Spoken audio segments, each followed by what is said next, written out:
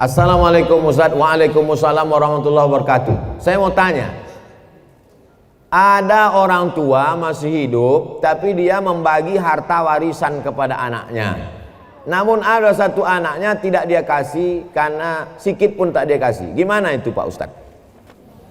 Kalau dibagi waktu masih hidup namanya hibah.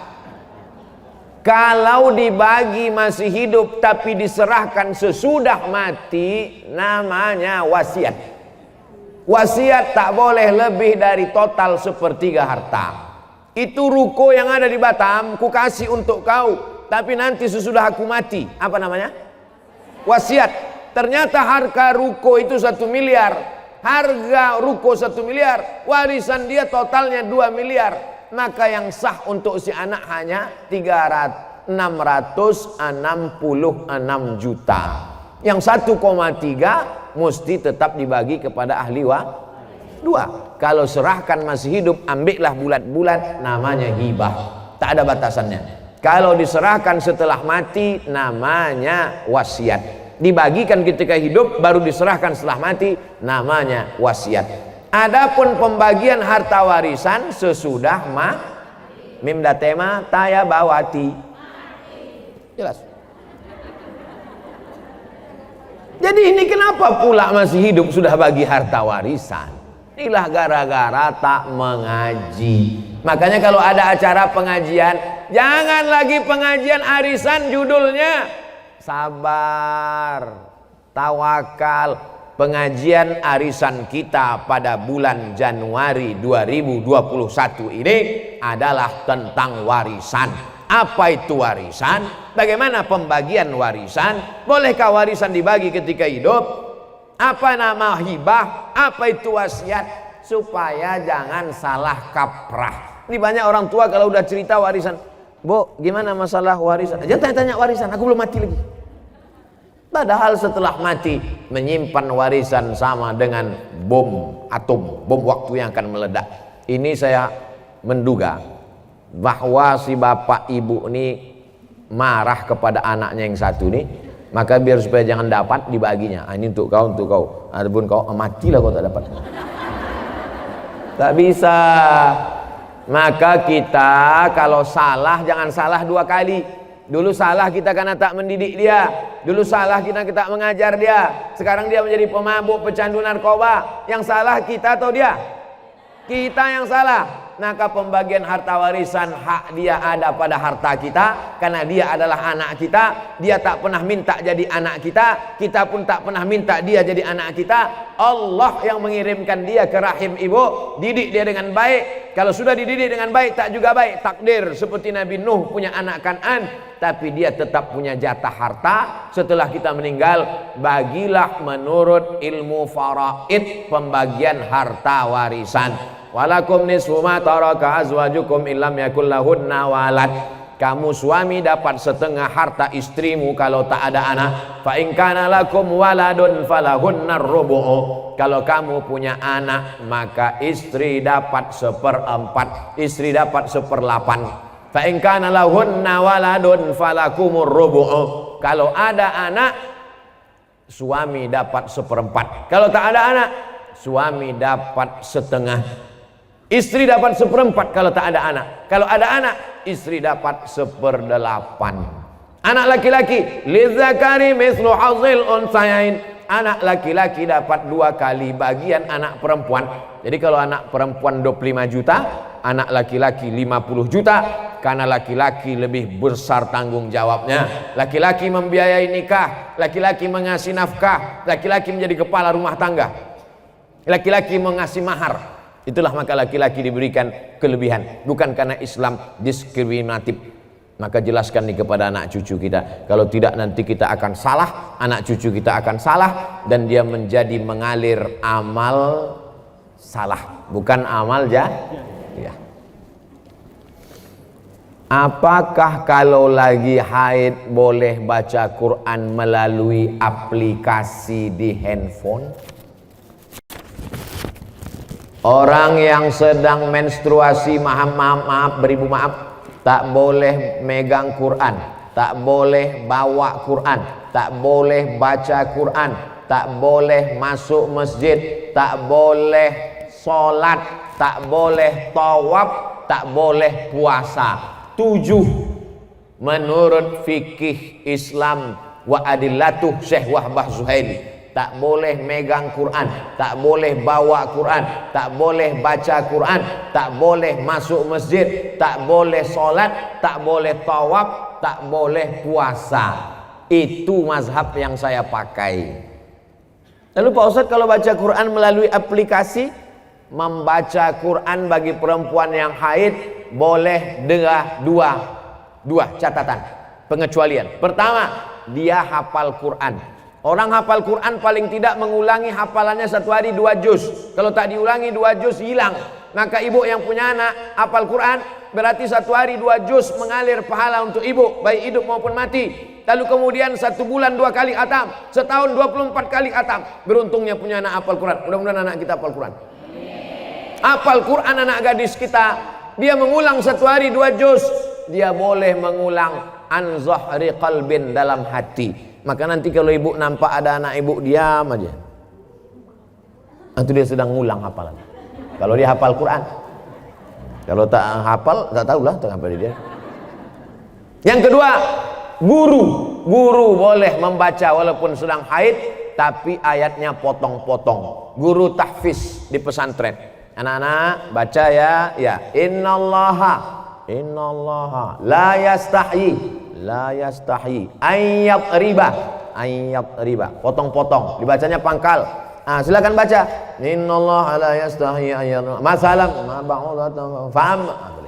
Tak boleh dia baca normal macam orang yang sedang dalam keadaan suci, karena Quran itu suci, sedangkan dia dalam keadaan haid, dalam keadaan kotor secara spiritual, bukan secara zohir. Karena perempuan itu tetap bersih tapi tidak suci. Bersih tubuh, sama macam maaf orang junub, badannya bersih tapi tidak suci menurut pandangan hakikat. Ini yang paling penting dipahami. Samakah pahala baca Quran melalui smartphone? Baca Quran di dinding, ada tertulis di situ dinding, masuk masjid. Ya ayyuhalladzina amanu taqullaha wal tanzur nafsum ma qaddamat lighad. Baca Quran di dinding. Yang satu lagi baca Quran di handphone. Kutiba alaikumul qitalu fil qatla al-hurru bil hurri wal 'abdu bil 'abdi wal unsa bil unsa. Yang satu lagi melihat mushaf Al-Quran. Ya ayyuhalladzina amanu ista'inu bis sabri was salah. Melihat mushaf, melihat handphone, melihat dinding. Pahalanya bukan dilihat kau baca Quran dari mana, tapi yang dilihat adalah lafaz di mulut dan di hati. Mulut fasih, tahsin, tajwid, hati ikhlas. Walaupun kau baca di pelepah kurma. Ada Quran zaman sahabat Nabi, Quran macam kita dicetak sekarang? Mana ada? Pakai resleting pula lagi. Kenapa kau tak pernah baca Quran ini? Saya sebetulnya mau baca Pak Ustadz, terus resletingnya macet terus tiap hari. Kau kasihlah minyak jelantah. Dulu Quran ditulis di pelepah korma, di tulang onta, di batu apa namanya itu? Batu lepes, batu ceper macam piring, ditulis. Jadi Quran tidak dilihat di mana, mau di kertas. Kertas adanya bambu yang ditumbuk, bambu, tahu bambu? Buluh, ditumbuk halus jadi bubur, dijemur. Itulah asal muasal kertas dari Cina. Lalu kemudian ada kertas satu lagi di Mesir, pohon bardi, tumbuhnya di tepi sungai Nil, disusun-susun melintang membujur, dipres pakai tanah liat, dijemur. Namanya kertas papirus. Kertas paling tua dua, satu dari Mesir, Fir'aun, satu dari Cina. Lalu kemudian barulah belakangan datang kertas masuk ke kota Makkah. Jadi Quran ditulis di kertas, di batu lepes, di tulang onta, di pelepah korma. Yang dilihat bukan baca di mananya, tapi yang dilihat adalah pelafazan mulut dan keikhlasan hati. Ini Qurannya bukan main lagi, mahal minta ampun. 30 juta harga Quran. Diletakkan di lemari tamu di depan. Setiap tamu yang datang menengok macam menengok kucing. Bukan Quran itu yang mahal. Quran mahal adalah Quran yang dibaca. Seorang ibu mengajarkan anak-anaknya sambil masak pagi. Tak ditengoknya pun Quran itu sambil masak. Bismillahirrahmanirrahim. Wadduha wallaili idza saja. Ma wadda'aka rabbuka wa ma qala. Walal akhiratu khairul laka minal ula. Sambal belacan ditengoknya. Tapi Quran yang ibu ajarkan ke anak ibu itu, itulah yang dibawanya sholat. Usahakan ibu yang membacakan Al-Fatihah ke anak ibu. Supaya apa? 17 kali sehari pahalanya mengalir ke ibu. Ibu yang membacakan Fatihah ke dia. Yang belum membacakan, balik dari sini nanti, bacakan. Yang balik sekarang, nanti habis acaranya. Nak, baca Fatihah nak. Bismillahirrahmanirrahim. Itu hanya kurang halus sedikit. Bismillahirrahmanirrahim. Alhamdulillahi rabbil alamin. Rohnya kurang tebal sedikit. Luruskan bacaannya. Kapan kelingking ibu masuk ke celah kakinya saat mengajarkan dia berwudu, masuk air ke celah kaki? Kapan ujung jari ibu masuk ke celah telinganya saat mengajarkan berwudu? Kapan mulut ibu mengajarkan? Kapan tapak tangan ibu memegang pundaknya? Rata pundakmu nak. Jangan kepala kau macam menengok kuda jantan, menengok kuda betina. Jangan kepala kau ni menunduk macam menengok rumput. Rata nak. Kelak kita semua, inilah yang akan dia kenang. Al-madrasatul ula. Ibu adalah sekolahnya yang pertama. Alhamdulillah ibu amalkan. Pahalanya mengalir ke ibu, mengalir pula ke saya. Tapi pahala ibu tak berkurang. Ibu tetap dapat 100, saya 120. Karena saya tengok ibu macam-macam tak setuju. Assalamualaikum Pak Ustaz. Waalaikumsalam warahmatullahi wabarakatuh. Apakah seorang istri berdosa bila menolak diajak hubungan jarak jauh? Karena semenjak pandemi kita tak bisa berkumpul. Macam mana hubungan jarak jauh?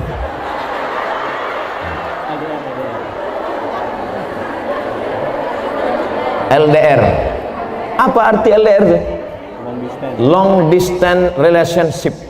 Wah, macam ABG pula Ustaz.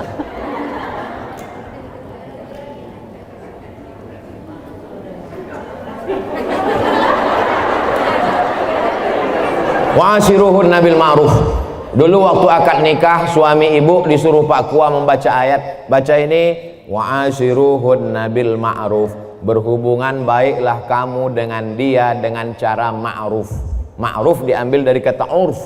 Urf artinya baik menurut syariat Islam, menurut Quran, menurut sunnah, menurut kebiasaan.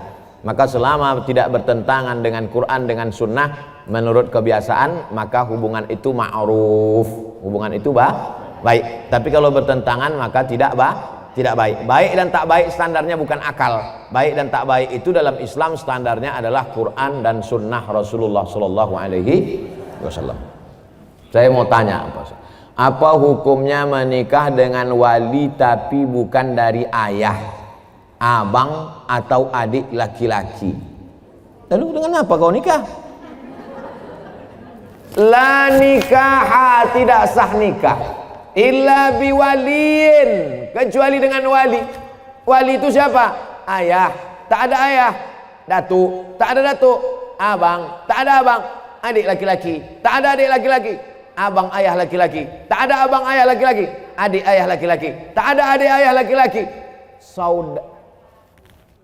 Punya abang ayah tu punya anak laki-laki. Sampai begitu. Perwalian itu ada orang. Tapi insya Allah yang 6 itu adalah, kecuali dia disapu angin puting beliung hilang semua. Andai dia anak yang ditemukan dalam kardus, namanya binti kardus, tak ada walinya, macam mana? Fasultanu waliyun man la waliyalaha. Maka sultan menjadi wali bagi orang yang tak punya wali. Siapalah wali orang perempuan di Batam kalau tak ada walinya? Sultan Kerajaan Riau Lingga. Sultan Kerajaan Riau Lingga sudah menyerahkan kekuasaan kepada Presiden Soekarno. Lalu Presiden Soekarno membuat satu departemen untuk agama, namanya Kementerian Agama. Maka Kementerian Agama lah yang menerima Sultan. Lalu Menteri Agama tak sanggup turun ke Kemenak Kanwil Provinsi. Kemenak Kanwil Provinsi turun ke kota, kota turun ke kecamatan. Itulah maka kepala kantor urusan agama tak ada perempuan. Ada kepala KUA perempuan. Kenapa? Karena KUA akan menjadi wali bagi perempuan yang tak punya. Nah, ini ke depan nanti bisa jadi kepala KUA perempuan. Dia tak ngerti sejarahnya. Karena KUA akan menjadi wali bagi perempuan yang tak punya wali. Fasultanu waliyun man la waliyalaha. Memang satu sisi Pak KUA itu sebagai pegawai pencatat pernikahan, tapi ada dalam beberapa kasus dia bisa nanti menjadi wali pada saat perempuan itu tidak ada wali. Kalau sudah terjadi macam mana Pak Ustadz? Diulang akad nikah. Balik anak gadis kita membawa lakinya, hilang seminggu, pulang-pulang berbadan 2. Balik dia ke rumah, mak, ini lakiku katanya. Kapan kau nikah? Aku pergi nikah kemarin. Wali kau siapa? Udah ku beli wali katanya. Enak aja sekarang, lu tak belajar, jahil. Jangan karena takut kepada orang, diulang akad nikahnya balik, cari walinya yang 6 tadi, lalu diulang. Aku nikahkan engkau dengan anakku dengan mahar, aku nikahkan kau dengan cucuku dengan mahar, ku nikahkan kau dengan adikku, ku nikahkan dengan keponakanku dengan mahar sebentuk cincin emas tunai. Sah. Diulang balik. Lalu perbuatan dia dari mulai dia nikah tak jelas ke nikah yang jelas ini zina. Nauzubillah. Selamatkanlah anak-anak gadis kami ya Allah. Assalamualaikum Ustaz. Waalaikumsalam warahmatullahi wabarakatuh. Apa mazhab itu Pak Ustaz? Mazhab diambil dari kata zahaba. Zahaba artinya jalan. Mazhab adalah jalan. Kalau orang mau pergi ke Batam, ada jalannya naik pesawat. Kemarin saya naik pesawat, pesawatnya perempuan. Citylink. Asik berpantun aja di atas. Awak takut jatuh, dia berpantun. Ada pula yang datang ke Batam ini naik kapal, bukan Titanic, kapal jelati. Nah, macam-macam. Jadi mazhab adalah jalan untuk sampai kepada tujuan. Maka untuk sampai kepada tujuan ibadah yang benar, ada rukun, ada syarat, ada wajib, ada sunat, ada makruh, ada mubah. Maka ulama menyusun. Maka ulama yang menyusun jalan itu disebut dengan mazhab Hanafi, disusun oleh Imam Abu Hanifah. Mazhab Maliki disusun oleh Imam Malik bin Anas. Mazhab Syafi'i disusun oleh Muhammad bin Idris. Mazhab Hambali disusun oleh Imam Ahmad bin Hambal. Saya menempuh jalan yang dibuat oleh Imam Syafi'i. Kenapa Ustaz pakai mazhab Syafi'i? Dulu di pesantren pakai mazhab Syafi'i. Pergi ke Mesir, di Mesir kalau kita sekolah Bu, dibuat itu nama Abdul Somad, jinsiyah, nationality, dari negara mana? Indonesia. Mazhabnya apa? Buat mazhab Syafi'i. Datang kawan saya dari Jawa Timur, dibuatnya Hanafi. Kok kenapa kau pilih mazhab Hanafi? Senyum dia. Kenapa kau pilih Hanafi? Bukunya tipis-tipis gitu. Ada orang yang jadi ustadz juga sekarang, kawan saya. Tak boleh sebut nama, menjaga kode etik. Apa benar jika kita belajar dengan seorang guru yang kita tidak tahu mazhabnya, kita tidak bakal masuk surga? Mayoritas Asia Tenggara, Indonesia, Malaysia, Brunei Darussalam, Patani Thailand Selatan, Moro Filipina, Singapura, mayoritas kita ini bermazhab Syafi'i. Jadi kalau ada orang mengatakan, Pak, mazhab Bapak apa? Saya tidak bermazhab, saya langsung ke Quran dan Sunnah. Berarti dia imam mazhab yang kelima. Nama Bapak siapa? Imam S. Arifin.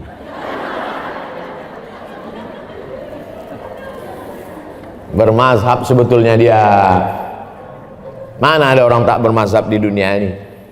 Imam As-Suyuti, hafalan hadisnya, hafiztu mi'atai alfa hadis, aku hafal 200.000 hadis. 200.000 hadis dia hafal. Hafalan Qur'annya, tafsirnya aja 2 biji. Satu tafsir Jalalain, satu tafsir Ad-Durrul Mansur fit tafsir bil Ma'sur. Kitabnya berapa? Ada murid dia, namanya Imam Ad-Daudi. Kata Imam Ad-Daudi, guruku Imam Suyuti itu kitabnya 500 kitab. Abdul Somad di Batamnya aja 500. Tapi satu judul. Dia 500 judul kitabnya. Tapi di ujung namanya Jalaluddin Abdurrahman As-Suyuti Asy-Syafi'i. Ulama selevel itu tetap pakai mazhab. Lalu ente siapa? Tak bermazhab. Sementara beliau mengajarkan akhlak mulia berpedoman dengan Al-Quran dan hadis. Bermazhab dia. Kalau tak bermazhab dia, nanti kita datang diam-diam tanya, kau diam-diam apa mazhab? Aku sebetulnya mazhab, cuman aku segan. Bermazhab, apa tak bermazhab? Assalamualaikum Pak Ustaz. Waalaikumsalam. Apakah koperasi itu riba? Kumpullah duit ibu, sejuta, 100 orang berarti 100 juta. Terkumpullah duit 100 juta. Lalu kemudian ditanya kepada masyarakat, siapa yang mau bisnis silakan minjam uang kemari. Akhirnya minjam uang lah orang ramai-ramai. Minjam 10 juta bayar 12, minjam 100 bayar 120, minjam 20 bayar 24. Bunganya selama setahun dikumpul dibagi kepada seluruh bunga dari simpanan wajib, maka transaksinya semuanya adalah uang dengan uang riba. Pinjam uang bayar uang, kembali uang riba. La ta'kulur riba ad'afan mudha'afah. Lalu bagaimana dengan BMT Pak Ustadz? Baitul Mal wat Tamwil. Ibu masih konsen? Yang tak konsen gerakkan kepala ke kanan, ke kiri, ke atas, ke bawah, bukakan mulut.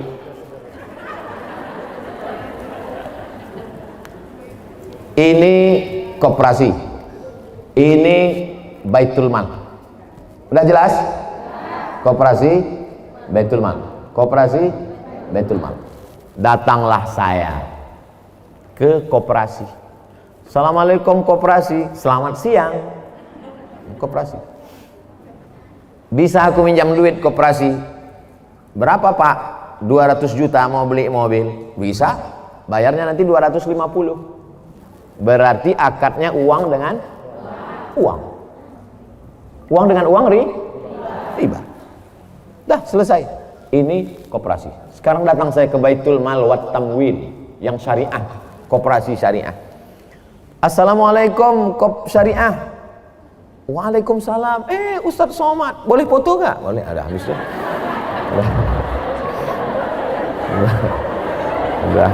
Udah habis basa-basi cerita. Apa tujuannya Pak Ustadz? Apa tujuan Pak Ustadz? Saya mau beli mobil. Berapa harganya Pak Ustadz? 200 juta. Bisa tak minjam duit? Mohon maaf Pak Ustadz, minjam duit tak bisa. Walaupun kita udah foto, tak bisa. Jadi macam mana? Datanglah Baitul Mal wal Tamwil. Di mana mobilnya Pak Ustadz? Mobilnya ada di dekat Masjid Agung. Pergilah orang BMT ini membeli mobil itu. Dibelinya lah mobil itu secara cash. Setelah dibelinya mobil itu secara cash, dijualnya kepada saya secara cicil. Maka akad saya dengan BMT uang dengan mobil, uang dengan uang riba, uang dengan barang. Bisa buka handphonenya semua? Silakan buka. Setelah buka handphone, buka Google. Sudah? Setelah buka Google, tulis di situ SOMADMOROCCO.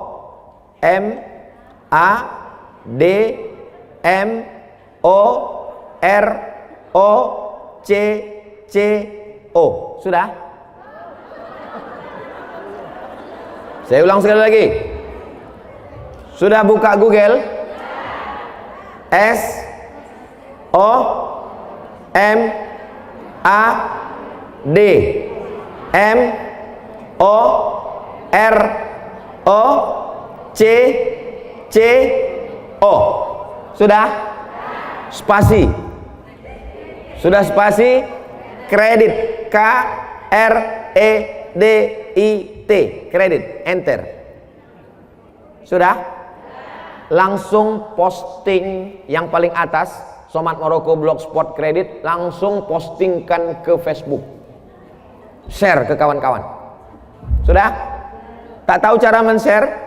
Nah, sekarang ku ajari.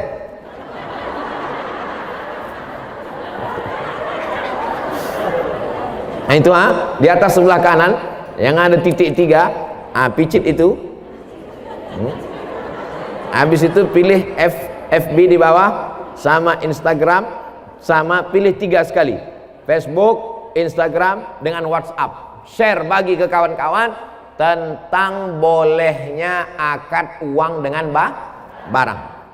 Dah, setelah nampak tulisannya bisa baca di situ. Kredit. Kita baca ya.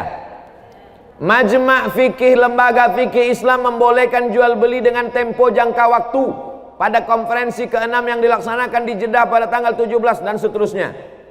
Bawah. Apa dalilnya?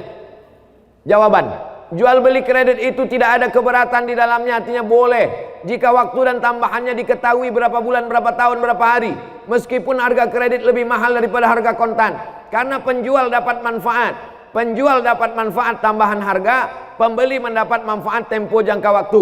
Mana dalilnya? Disebutkan dalam Sahih Bukhari dan Sahih Muslim bahwa Barirah dijual oleh tuannya. Barirah itu orang, waktu itu boleh menjual orang, budak hamba sahaya. Barirah dijual oleh tuannya dengan cara kredit selama 9 tahun. Jadi kredit zaman Nabi itu lebih lama dari sekarang. 9 tahun kreditnya. 1 tahunnya bayar 40 dirham. Ini menunjukkan bolehnya jual beli kredit karena tidak ada unsur gharar, ketidakpastian. Ke koperasi pinjam uang, bayar uang, berlebih uang, riba. Ke Baitul Mal wa Tanwil, kita transaksinya adalah antara uang dengan barang. Jelas? Jelas semua. Tak ada yang tak jelas. Wallahu a'lam bishawab. Baik, terima kasih Ustaz. Alhamdulillah pertanyaan sudah diakhiri semua. Dan sebelum diakhiri ada satu pertanyaan Ustaz. Ini satu pertanyaan spesial dari Radio Ustaz. Dari pendengar yang hari ini belum mendengarkan acara kita kesempatan kali ini. Pertanyaannya singkat padat jelas. Ini yang baik kita Ustaz. Yang pertama itu atas. Yang atas saja satu. Assalamualaikum. Waalaikumsalam warahmatullahi wabarakatuh. Allahumma salli ala Muhammad. Allahumma salli ala Sayyidina Muhammad wa ala ali Sayyidina Muhammad. Ustaz, saya ingin bertanya di luar tema. Dari tadi luar tema semua. Bagaimana cara menghadapi istri yang suka cerewet?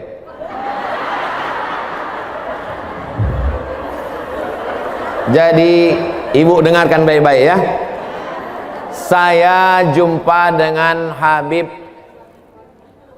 Habib Ali Ba'agil. Kata Habib nih cerita, ada di Yaman itu sumur tua. Jadi di sumur ini ada jin. Di dalam sumur ini ada jin. Suatu hari menimba airlah ibu-ibu. Menimba air, rupanya timba ini terlalu berat. Ibu ini pula orangnya slim. Akhirnya tertarik timba itu, jatuh dia ke dalam. Masuk dia ke dalam sumur itu. Lalu kemudian datanglah suaminya mencari. Dicari-carinya, ditengoknya, ada tanda-tanda kalau bininya masuk ke dalam sumur. Akhirnya diulurkannya tali. Diulurkannya tali timba, ditariknya. Maksudnya mau menyelamatkan istrinya tadi. Naik jin. Naik jin juga. Akulah penghuni sumur ini. Ditanya sama suaminya tadi, kenapa kau naik? Aku tak tahan direpeti bini kau di dalamnya. Kau kok tahan kali? Aku baru 2 menit udah pokak telingaku dalamnya. Jadi rupanya jin-jin itu pun tak tahan juga. Itu sanadnya dari Habib Ali Ba'agil. Dia cerita ke saya tak tahu udah cerita itu dari mana. Kalau mau tahu tanyalah ke dia.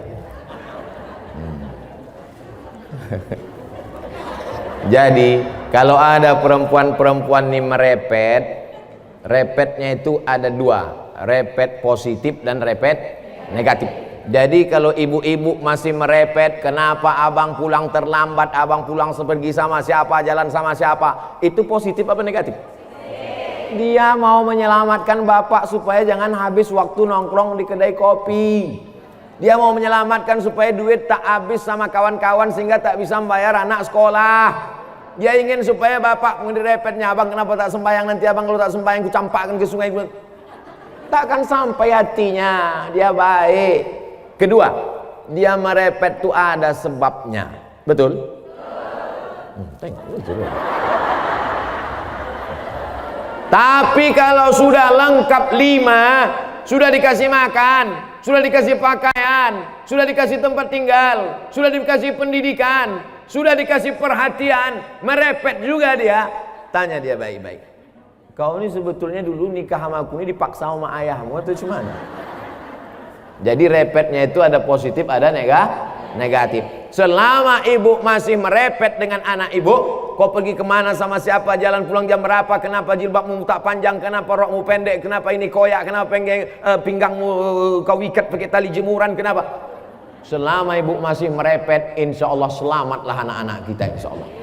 Selagi ibu masih bisa merepet, merepetlah bu. Siap merepet, takbir. Repet teruskan. Baik, terima kasih.